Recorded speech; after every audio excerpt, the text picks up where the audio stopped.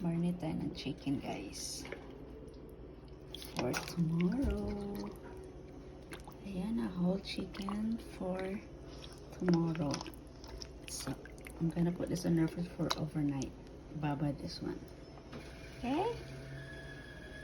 So guys, ito na yung minarinate ko kagabi. It's overnight babad to. Yung whole chicken. Ito yung lulutuin ko tonight for our dinner. Okay. So ito, gagamitin natin to. Papakuluan natin yung chicken dito. Ayan. Lagay natin yung chicken dyan later. Ayan, kumulo na siya guys. Lagay ko na yung chicken. Ayan na siya guys. Nilagay ko na siya dyan. Papakuluan ko siya hanggang sa yung sauce niya ay ano siya, maka-absorb siya at saka para na siyang ano yung chicken at saka luto na. Okay? Ayan na siya guys. Nilagay ko na siya dyan. Papakuluan ko siya hanggang sa yung sauce niya ay ano siya, maka-absorb siya at saka para na siyang ano yung chicken at saka luto na. Okay? Ito na siya guys. Almost done na siya.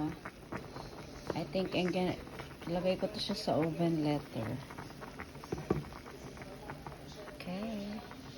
Ito na siya. Tinanggal ko na siya doon sa pinapakuluan kung ano. Tapos, ipa-fry ko siya konti. Tapos, ilagay ko yung sauce dito. Masarap na siya. Ayan, pinafry ko na siya. Ay lang siya medyo mamula-mula. Tapos yan. Ayan na siya. Dinalis ko siya. Ngayon po, nakabata na siya. Ito na yung sauce guys doon sa ginamit yung pinapakulang yung chicken. Tapos nilagyan ko lang siya ng kunting flour para medyo siya lumapot. Ayan o, yan ang sauce natin. Tapos lagyan natin siya dito, yung chicken.